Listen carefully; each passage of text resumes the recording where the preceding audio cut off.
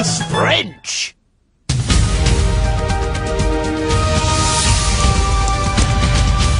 Hello and welcome to the news at when. When? 1789, when the people of France decided that King Louis XVI and his rich friends had been living the high life at their expense for long enough, and that it was time for common people to run the country.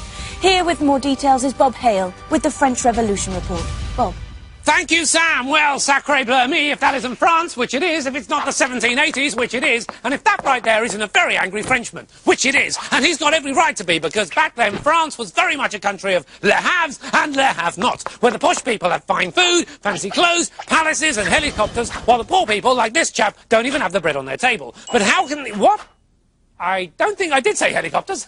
But how do these poshos afford all that stuff, I hear you ask? Well, by taking money from poor taxpayers, like our friend here, and then borrowing even more money from other countries, which means that by 1789, France is riddled with debt, and most French people are penniless and hungrier than an alligator on the moon. All while King Louis XVI and his posh chums are living it up big styly. Terrible, really, but I guess that's just the way things are, and there's not a lot you can do about it, right? Wrong! The commoners strike up a plan to remove the king and run the country themselves, which signals the start of the one and only, the world famous, ladies and gentlemen, it's the French Revolution! Vive la Revolution! Sorry, I get a bit carried away. And the revolutionaries don't hang around. They storm the Bastille, a famous old fortress here in Paris, partly to show the king who's boss and partly to steal a load of explosives. Oh! Well, that's angry mobs for you. So King Louis, fearing for his life, dresses up as a Russian aristocrat's butler, little bit weird, and runs off to hide up here in a place called something or other. A cunning plan that works this much. Yep, not at all. The king is captured, he's brought back to Paris and told that he's not in charge anymore. He keeps the crown, but he loses most of his power, influence and helicopters. And that's what? I didn't say helicopters.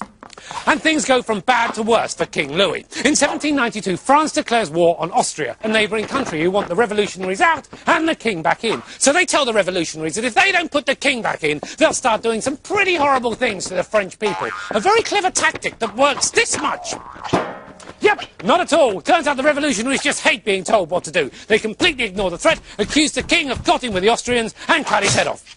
Then they cut his wife's head off. And then, frankly, they just get a little bit carried away. Soon they are cutting heads off left, right and centre, declaring anyone who doesn't agree with everything they say as an enemy of the revolution, a crime punishable by, yes, you've guessed it, having your head cut off. In fact, if we look at the head cutting off-ometer, we can see that somewhere between 16 and 40,000 heads were cut off in just 2 years. So many, in fact, that they not only broke our thingy, but they had to invent a whole new head-cutting-off thingy called the guillotine. So, at that time, it was all cut his head off, cut her head off, cut his head off, cut her head off, until, finally, after 5 long years and lots of heads being cut off, the people of France said, stop cutting people's heads off! And they took the man responsible for most of the heads being cut off, Maximilian Robespierre, and yep, you've guessed it, they cut his head off. And that's the end of the French Revolution, the end of the French royalty, and if I don't get a cup of tea and a biscuit in the next 3 seconds, it might very well be the end of old Bobsy. Oh, thank you so much, thank you. Oh, that feels so much better. You know, now I think of it, I did say helicopter there, didn't I? I think I just need a holiday. Sam, couple of weeks in the Maldives?